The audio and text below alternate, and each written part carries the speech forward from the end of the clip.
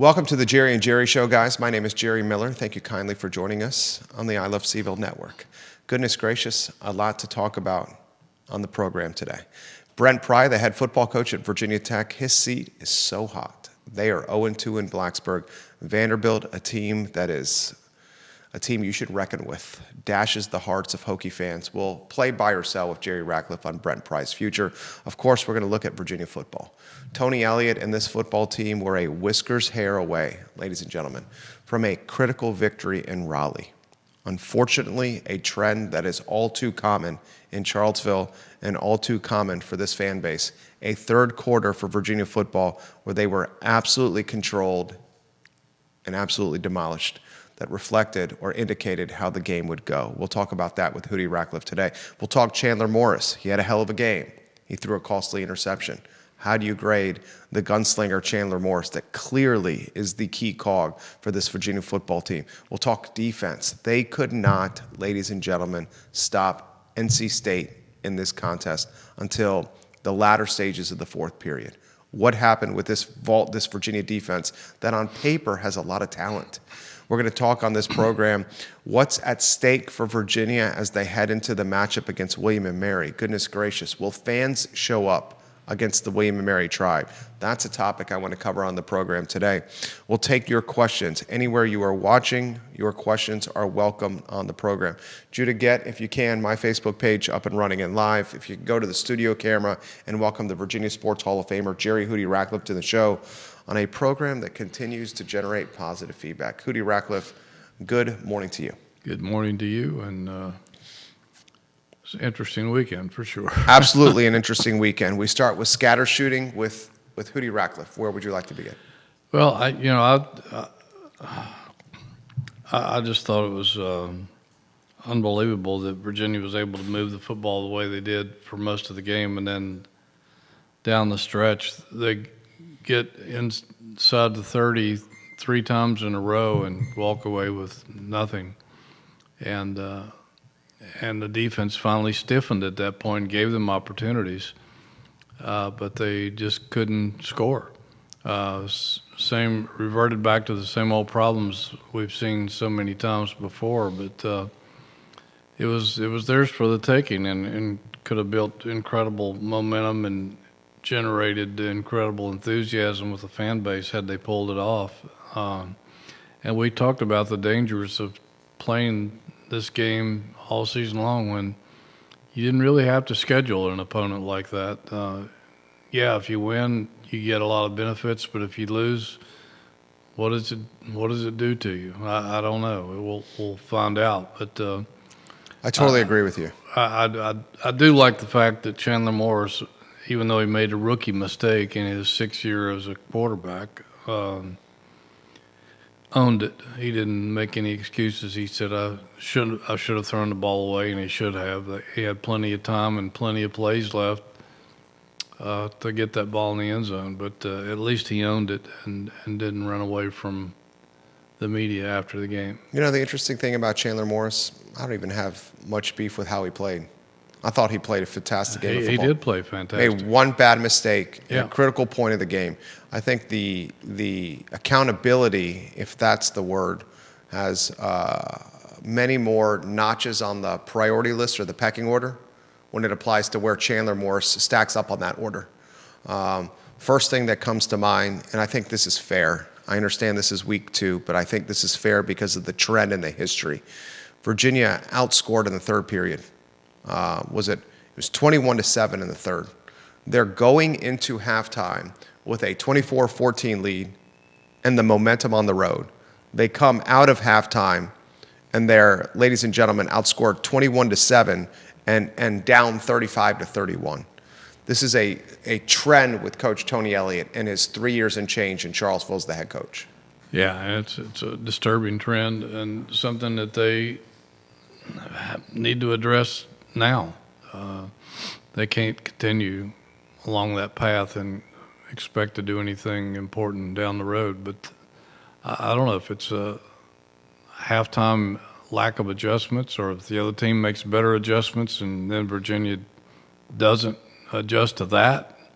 Certainly NC State made some changes, and they had to know what was coming with Hollywood. They were going to give the ball to Hollywood Smothers as many times as they possibly could. Maybe the best player on the field.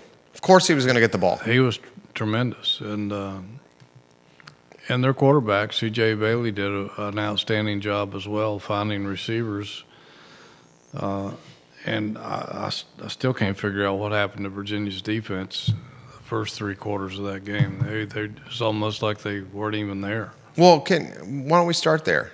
I mean, 3 periods, your phrase, they weren't there. They didn't show up. They didn't get off the proverbial bus. What did you see? You know X's and O's as well as anyone. A lot of missed tackles. The run fits were off for sure, and they got no pressure on Bailey. And I know he's a mobile quarterback and all that, but at some point,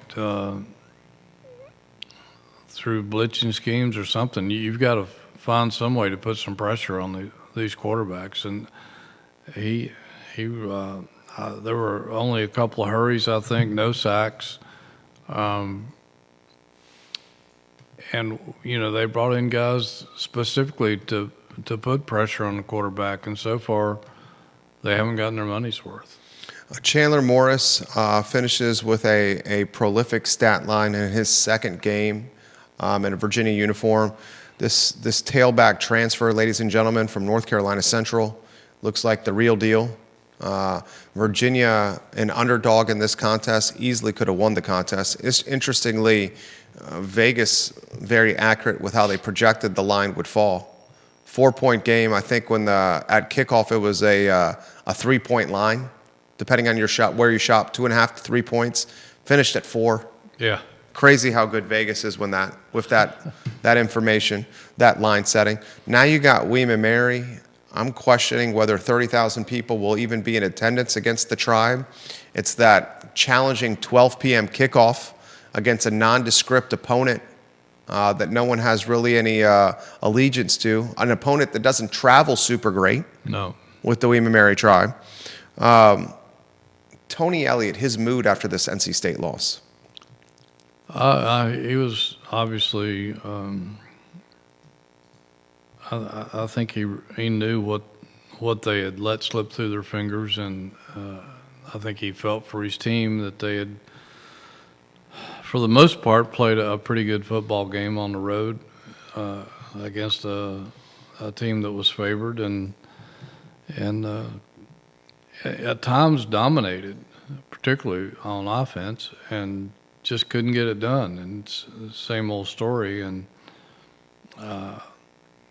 I think he realized, like everybody else, what this game meant and what it could have meant had they pulled it off. And an opportunity, I think, to have gone 4-0, build up incredible enthusiasm and momentum going into that Florida State game later down the road. Do you take a glasses half full approach or a glasses half empty approach after 2 weeks of football? Well, it's halfway there, that's for sure. I don't know it's right empty. there. I don't know if it's empty or full. It's, offensively, I think you have to be encouraged that this team can score points. They've scored 48 and then 30 something the other day. But defensively, they've got work to do. Saturday was a big disappointment, and as much as they've improved on the offensive side of the ball, which has been the thing that has held them back in the previous 3 seasons, not being able to put points on the board. People expected that kind of a performance from the defense too, to be able to dominate. And I mean, you score as many points as they did Saturday, you should be able to win. And I know that, especially with a 10-point lead at halftime. Yeah, there's a lot of shootouts in modern day football, and you've got to score 5 or 6 touchdowns to usually win anymore. But if you just get a little bit of help from your defense, you walk out of there with a completely different attitude, and our conversation and everybody else's conversation changes dramatically if they just get a little help from the defense.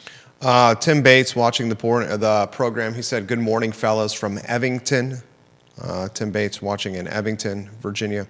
He says he agrees 100% with our take on the quarterback play. Chandler Morris has made one real mistake in 2 games. Just happens to be the mistake he made in week 2 maybe cost the team an opportunity to win.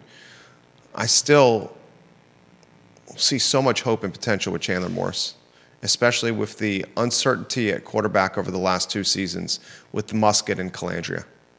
Chandler Morris is clearly a talented college football quarterback that understands nuances, understands schemes, weak spots of defenses, just is in a very heady guy. I think Virginia football has got, and they said this in the summer, and I didn't believe them because I thought it was hype. Virginia football might have one of the best tailbacks in the Atlantic Coast Conference in this transfer from North Carolina Central Hootie. Yeah, Keith Gaither told us that Right. A few weeks ago, and I think some of us were skeptical too, because I was very skeptical. How good could this guy be? Right. But apparently he was overlooked in the recruiting process. I think that came during COVID, and so a lot of people probably didn't do their homework on him or whatever, but they certainly missed out. But my goodness, the way he played Saturday, some of his runs were spectacular, and looking around the ACC, right now he is as good as any running back in the conference, I think, and has the numbers to prove it. Virginia's got William & Mary on Saturday, 12 o'clock kick, ACC Network, Mike London, rendezvous in Scott Stadium. What do you make of the William & Mary matchup? Well, it's a game that Virginia should win. There's no question about it. I think even Mike London would admit that. I have all the respect in the world for Mike London. He's a great guy. Great guy, Mike London. Enjoyed covering him when he was here as an assistant and then head coach. Wish things had worked out differently for Mike London. Yeah, I wish they had. Just a terrific guy. I mean, I got to know him really well during his time here, and he coaches his butt off.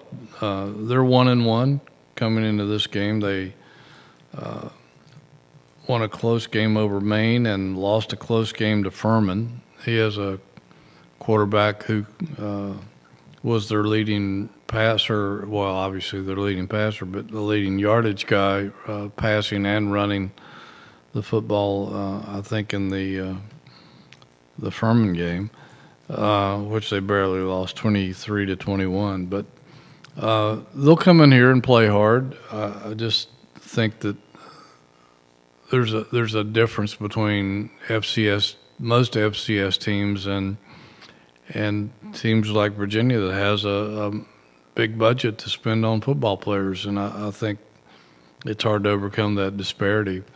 But they'll come in and play hard, but Virginia shouldn't have any trouble winning this football game. This is not just, ladies and gentlemen, a reunion or a rendezvous for former Virginia head coach Mike London. It's a reunion and rendezvous for Rossai Dowling, a defensive back that's a star in Virginia history that had time in the National Football League. He's the co-defensive coordinator and secondary coach with the William & Mary Tribe. Keenan Carter, a defensive lineman for Virginia football, who's the defensive line coach and recruiting coordinator currently for William & Mary. Daryl Blackstock, one of the best linebackers, I would say, in Virginia history. Special teams coordinator, outside linebackers coach for Mike London. Perry Jones on this William & Mary coaching roster. A name that a lot of folks may remember if you follow 757 football, Virginia Tech football. Brian Randall is on this Mike London coaching roster. Coach London has got a who's who of Commonwealth football talent on his coaching tree in Williamsburg. He does, and I think he's had even a few more that have scattered around the country and still coaching. I think Matt Johns was formerly on his staff. I think he's on Broncos staff now, but out at Utah State. But Yeah, Mike is very loyal to his former players and vice versa, and it's great to see those guys coaching. 100%. 100%. I love seeing the coaching trees, ladies and gentlemen, kind of develop and mature in college football and into the various programs. Let's put an over-under at 30,000 in attendance against William & Mary. Where's your money? Yeah, well, like you said, a noon game probably doesn't help in that respect. Noon game, William & Mary doesn't travel that well, coming off against the loss to NC State, 1-1 on the season. Right. It's going to be challenging to have a big crowd, I think, because of that. I think the 1-1 tag more than anything else. Had they won Saturday, I think it would have been worth another 5,000 to 7,000 people, maybe. But I don't know. It's Virginia football fans are pretty fickle, and the bandwagon. There's no bandwagon at this point, I don't think. But it'll be challenging to get a really good crowd there Saturday, I think. They have William & Mary, then Stanford. Right. Who's not a very good football Stanford's team. not a good football team. Expectation, especially at home, is you should be handling William & Mary and Stanford. That puts Virginia at 3-1 going into a Florida State matchup against a Seminoles football team that is incredibly talented. I'll put in perspective how talented Florida State is here in a matter of moments. They're a top 10 football team. Yep. The Florida State football. They look like the Florida State of Bobby Bowden through 2 weeks. Granted, it's 2 weeks, but I think those 2 weeks have merit considering week 1 was a victory against Alabama. They hung 70-plus points in week 2. I mean, 70 points, ladies and gentlemen, for this Florida State football team. 77-3. They hung 31 on Alabama, which says something right there. So expectation, probably losing to Florida State, although anything can happen. That puts you at 3-2 through the first 5 weeks of the season. And then Louisville, who beat JMU. I was talking to Rob Neal in the weight room. I think Rob's watching the program right now. He's a massive JMU fan. I watched a little bit of that game. He said that the JMU quarterback play, Rob Neal, was a bit shaky against Louisville. But the Louisville football team is extremely beatable. I would say now you would have Virginia losing that game to Louisville to go 3-3 because it's at Louisville. They're on the road. Yeah, I think Virginia's only won once ever at Louisville. Right, so 3-3 at the halfway point of the season, Hootie. Where do you want to go with that? Well, that's I mean, that's probably where most people thought they would be. I believe is 3-3 at that point. Could have been 4-2, possibly, but that leaves you with I don't know. Is the fan base excited at that point, or do they begin to does their interest wane because that's about the time that the basketball exhibitions will be getting started? I think that'll be I'm not sure that is on October the 4th. What, the exhibition for basketball? The Louisville, the Louisville game. Yeah. And the 18th they're home against Washington State. What's that, homecoming? Yeah, I think that's about the time I think the exhibitions start, or maybe the following week when they play at North Carolina. I know they host Villanova the night before in the exhibition game. So I don't know. It's going to be interesting to see how the fan base reacts to all this. If they could pull off an upset, I almost think they have a better chance at Louisville than they do at home against Florida State. But 100%. 100%. Yeah. So I don't know. It's going to be interesting to see how people react to that. it's hard to predict. This team's going to have to now steal a win with that loss to NC State. Yeah, Steal one of those wins that we didn't think was going to go their way in the preseason. and they've the last 2 years they've had excellent chances to beat Louisville. They've blown it both times. I thought last year the coaches lost the game with some poor decisions, and then the year before at Louisville they were dominating for a while, and then once they had that devastating injury to the running back who we had on our show. All the Was air that Paris? Yeah, Paris. All went out, kind of out the window, and but they easily could have beaten Louisville both those seasons in a row, and maybe this year they'll finally get lucky on that. One of our favorite fans, Cliff Daisy, is watching on the Eastern Shore. He says, "Good morning from the Eastern Shore. Disappointed in the game on Saturday. Third quarter was a killer. He's also disappointed in so many night games because he works every Sunday morning and can't stay up late Saturday night because of work."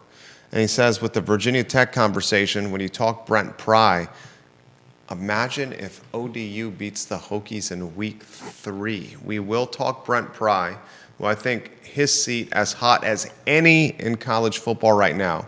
I just saw something yesterday that I can't remember the source, but it's somebody who puts odds on what coach in the country is going to get fired first. Is he atop the list? He was at the very top of the list. Yeah, it wasn't even close between him and number 2. Yeah, the loss to Vanderbilt might have been the nail. They looked awful in the second half of that game. The offense, I mean, we could segue into this as you're putting headlines on screen, rotating us in here.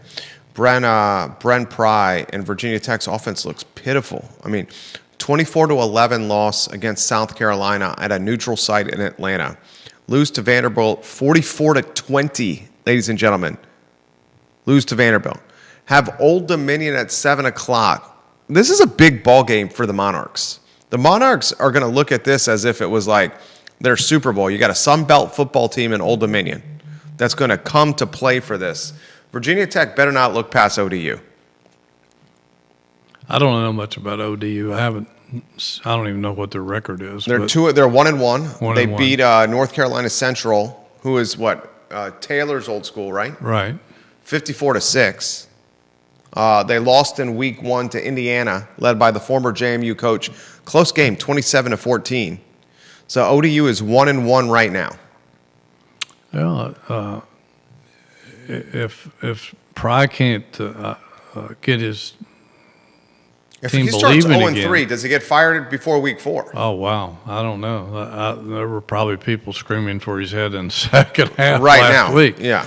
I mean, they just looked awful. Not just offense; their defense couldn't stop anybody. Vanderbilt was just gashing them right between the tackles all night long, and they couldn't stop them. It's going to be tough for him to turn that thing around. But yeah, if they lose to Old Dominion, my goodness, who knows? And I guess I'm assuming that game's in Blacksburg. In Blacksburg.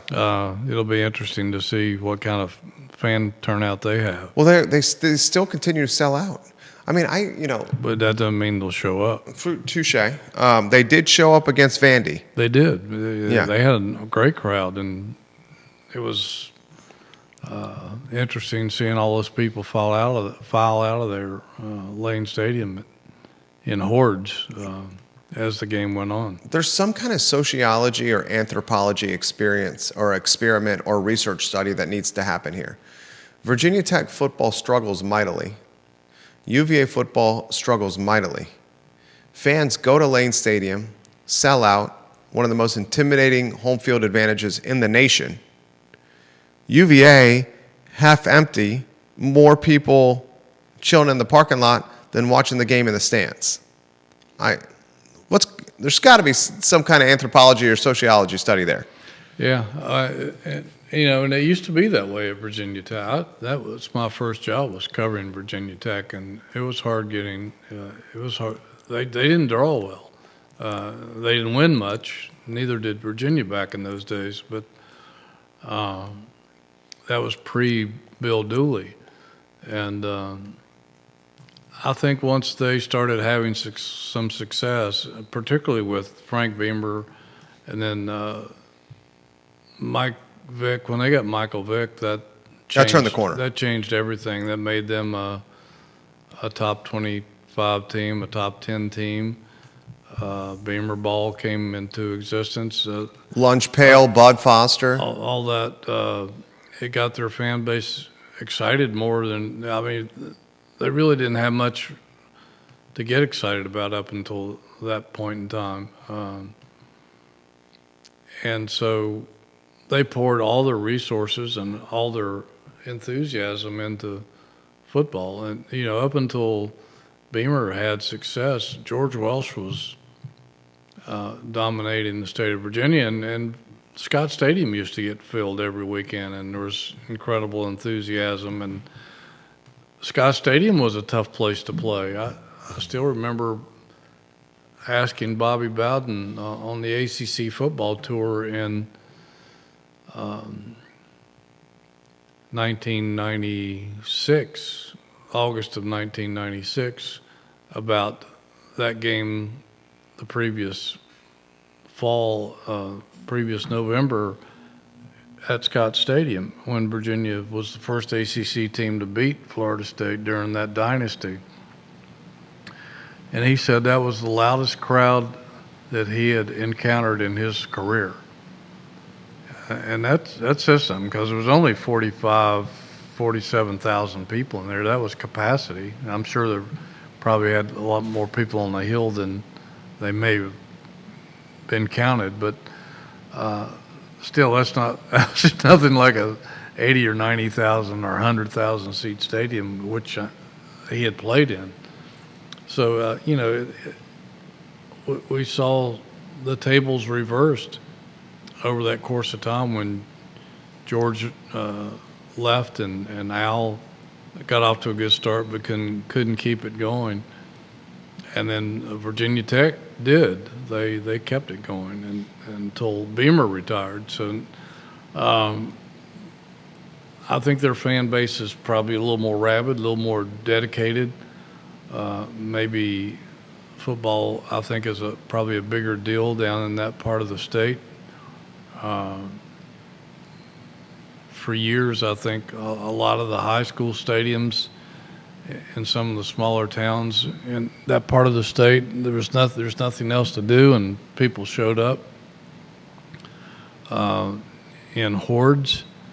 And I think maybe football just means a little bit more down there than it does up here. Rob Neal watching the program. This guy knows college football like Judah Woodcower knows denim and the dog days of summer. Rob Neal watching the program. That's a compliment to you, Judah. You wear denim in the dog days of summer. Nothing wrong with that. No, I'm trying to weave him into the conversation. It wasn't a dig, Judah. Just a little poking, little locker room fun here. Rob Neal says ODU's best player medically retired this week, middle linebacker, but the Monarchs will be pesky. Interesting game in Lane Stadium. He says go Monarchs, and he says now I feel dirty because he's a JMU fan. William McChesney says my Hokie son is not enthused about Virginia Tech this year. Comments coming in left and right as we highlight Logan Wells Claylow watching the program, but comments coming in left and right about Tony Elliott and the coaching. Mark Coleman, for example, this past Saturday was vintage Tony Elliott. That's from Mark Coleman. I'm going to highlight this. Was it a 47-yard missed field goal? Yep. Will Bettridge? Bettridge. Yeah. I didn't have a lot of confidence on Will Bettridge making a 47-yard field goal. I don't know how you felt. Second thing I'm going to throw to you is the fourth down, the play call to go right on the line instead of just go up the middle seemed questionable to me as well. Yeah, and I think it was behind an unbalanced line, 100%. If I recall. Yeah. And I just, as far as the field goal goes, his leg was supposed to, he told us he had worked hard in making his leg stronger and he had more range than he had the year before. He's made, I think his career long is 49. I may be wrong about that, but it's questionable. But it's, his other miss was from 51, and I didn't have much confidence in that kick. I kind of thought he might make the 47-yarder. Most college kickers can do that on a pretty consistent basis.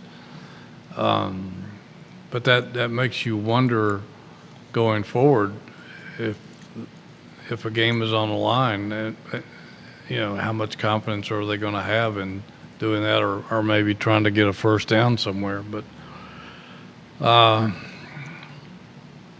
the play call. It makes sense if you're going to do that, go behind an unbalanced line because you should have an advantage there. But the blocking just wasn't there, or NC State just made a good play and anticipated it coming. But you would think that I still like 4th and 1. I still like a good quarterback sneak. Right. Especially with a 6'3". I mean, what's the backup quarterback? I know they don't have the tush-push the quarterback. Tush-push right now. Yeah. But I still think Chandler Morris is good enough to sneak and get 1 yard. Especially with his craftiness with working the snap count and his nuance with managing how the ball is snapped. He's wily. I mean, and they and we saw the week before they had that jumbo package in on the goal line where they brought in extra linemen to block. And why can't you do that there? If it works on the goal line, it should work right there with all that beef to run behind. So wildcat it to Taylor. Put them both in, like they did in the red zone and down on the goal line the week before. Put Morris and Taylor in the backfield and wildcat Amen, brother. Taylor. But wasn't much imagination there for sure. A gentleman on your Facebook page, this is the second time he's commented in back-to-back weeks, and we welcome you to the Jerry and Jerry Show family. His name is James Madison. Great name. I love it. He says, don't you guys think that they should have run the ball with a little over a minute to go to run time off the clock? If you score there and Morris does not throw the interception, NC State still has plenty of time left to score. So multiple people questioning the Tony Elliott play calling, game management, decision making here. Yeah, well, I think Kitchings is probably the one that made that call. I think the only time that Tony Elliott is involved in decision making on the offense is whether to go for it on 4th down or not.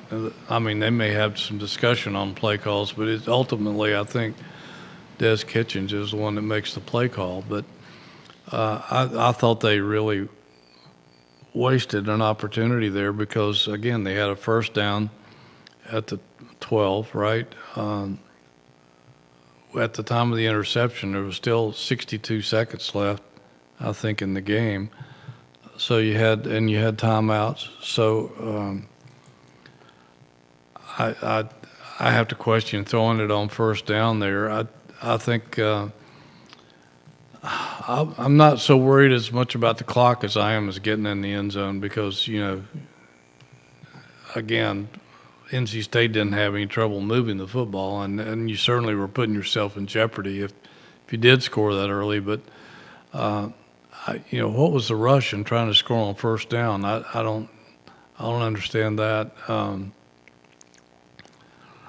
I think they could have done a much better job managing that situation than what they did. That was kind of a risky pass. It's a wheel route by the back coming out of the backfield. They had a guy open across the middle. I don't think Morris saw him, and Morris said he didn't want to throw against his body. So that was the obvious throw to make. He just shouldn't have thrown the football. He should have thrown it into the stands. because it was well covered. Chandler Morris throws that football away 9 times out of 10. Yeah, I think he does. 9 times out of 10, he tosses it, and they probably go on and score one way or the other. Yeah. Still could have gotten another first down if they had really needed to, but I would have preferred running the football down there to get it a little closer and then see what happens. But again, I didn't like the way that whole last series turned out, with the potential, with plays and time in their favor. John Blair watching in Stanton. Jerry, any updates on Xavier Brown? I could not tell from the broadcast, but it looked like he was holding his hand after a tackle. Also, Mike London is a great guy. I wish he had worked out here. And he also wants to point out, Rob Neal, you'll like to hear this, John Blair on LinkedIn in Stanton. He says, while it's a smaller stadium, JMU, 25,000, JMU has sold out for years with football. Oh, they have an outstanding program. I mean, That JMU doesn't surprise me at all. they're actively trying to expand the stadium, expand resources. I think they probably will. Yeah. No update on Brown. We'll probably we may hear something today. It's up to the coaches whether they want to report that or not, because except for conference games, they're not obligated to give an injury report, but he usually does anyway. So we'll probably hear something later this morning. I can't remember the rest of it. Was there another part of that question? No, you handled it. Williams says this, seems like the problem is Des Kitchings. There were calls last year to replace Des. I asked you this multiple times in the summer. When's Tony Elliott assumed the play calling? Here we're in week 2, and in week 2, dubious play calls. Questionable play calls, I guess I should say. Yeah, well, I thought for the most part Des called a pretty good game. I mean, they were, and a lot of it was Chandler Morris, because how many times do we see him drop back, particularly in the first half, on the third down, and they needed, anywhere from 5 to 12 yards or something for first down, and he kept looking and staying in the pocket, and was incredibly efficient. Well, 13 out of 18 on third down conversions in the first half alone. But I thought for the most part he called a pretty good game. I just had some problems with them down the stretch when they have the ball with first downs at the 30, at the 8, and the 12, and walk away with 0 points. Had they kicked a field goal earlier, then all they would have needed was a field goal to win it at the end. Wouldn't have had to worry about throwing into the end zone on first down. But they win probably with a walk-off field goal. But they chose not to kick it, and here we are. Let me ask you this question. What's through 2 weeks of the season, what's Virginia's brand of football? I think, they strive to be balanced. I'm not sure that that's quite what it is, although for the first time in a long time they have a good running attack, thanks to Jamari Taylor. That kid is legit. But if you've got a weapon like Chandler Morris, an experienced quarterback like that, and a fleet of receivers, you got to throw the football. So they've been pretty good at both. They've been pretty balanced. It's about as balanced as you can be in modern day football, I think. But and I think that should make their offense better if they can run it. That helps Morris become a better, more efficient passer, because there's less pressure on him to produce every play, and they are keeping him clean. He's not having to run for his life like Calandria did the last 2 years. What's the difference between a Morris and a Calandria? Decision making? Experience, decision making. There's a lot of similar on paper. Yeah. On paper, very similar. I think Calandria was a little bit better a runner, Yeah. and probably still is. I don't know how much. I think Calandria might even had a slight, I don't know if you agree or disagree with this, slightly more lively arm as well. You think Morris has the more lively arm? I don't know that we've seen him enough to tell that at this point, but he has a pretty strong arm. He can make the deep throw. Calandria and UNLV beat UCLA last weekend. I don't know if that's a very big deal because UCLA's not very good. But I think a lot of it just is decision making. He can make all the throws. I think he's cooler in the pocket. He doesn't get happy feet, and he finds his receivers. You know, a lot of people question at 6 foot would he be able to find them, but He's got no problem with that. He has no problem whatsoever finding receivers downfield, and he picked NC State apart that first half. And some in the second half. It's just a shame that they couldn't pull it off. Anthony Calandria, and why don't I highlight Calandria's line through 2 weeks? 49 completions, 65 attempts, completion percentage of 75%. That's a lot higher than it was here. 647 yards passing, 10 yards per completion on average, 6 touchdowns, just 1 interception for Anthony Calandria, and racking up yardage, 30 carries for 175 yards, 5.8 per tote, and 1 trip to pay dirt while rushing the football. Anthony Calandria is the clear-cut starter of UNLV, and he's posting all conference numbers through 2 weeks. Yeah, and he wasn't the starter going into the He had a fight for this job. Yeah. He took it in the first week. He sure did. He outperformed the other guy, and last week obviously played off the charts. But he was a good quarterback. I wish him well. He's in his 3rd year starting now, so he should be better and be making better decisions and throwing less interceptions. His percentage has gone way up. I think. He was in his best completion percentage was 62%. Yeah, he's at 75 and change. That's what I thought. Yeah. So that's a major jump, and I know he went to the quarterback school. The quarterback school down in Tampa with John Gruden this past summer, and I'm sure that helped him some. But I'm not surprised that he's playing well, and it's a shame that he left here, but I can't blame him for leaving under those circumstances when he was benched for the last game of the season last year. So Coach Elliott might have been surprised by that, but I wasn't surprised at all. I kind of expected it after how he was treated after that. Yeah, but I still think Morris is the better quarterback in the long run, and we'll see. Well, and Calandria is something we should highlight is the offensive line was a point of concern when Calandria was here. Oh, it truly was. If depth. He had this offensive line, his numbers would be better. Right, 100%. Kevin Yancey, awesome weekend for him. Florida State rolled. He's a Florida State fan. Virginia Tech lost to Vanderbilt, and Florida lost to USF.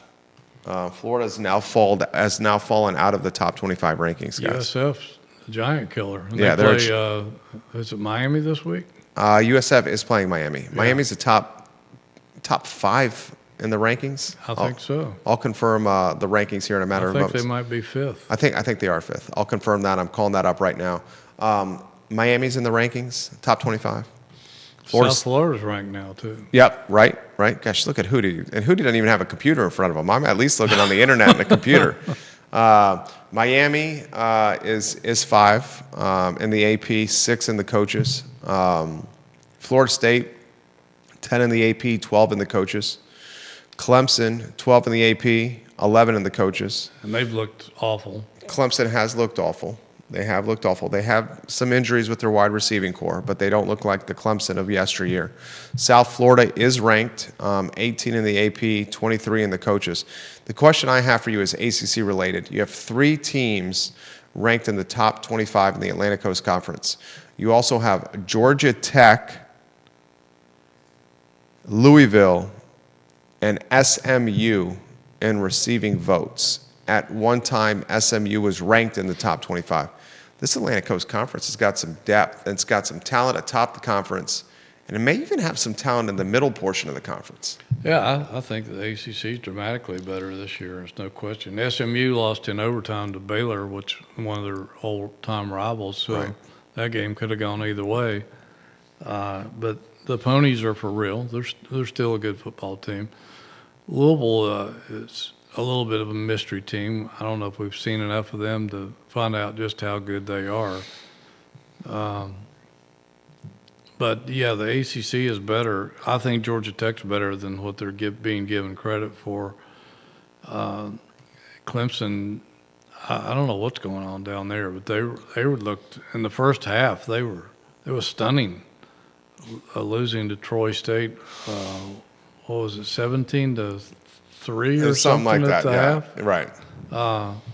That's mind-boggling to me. How could that possibly happen?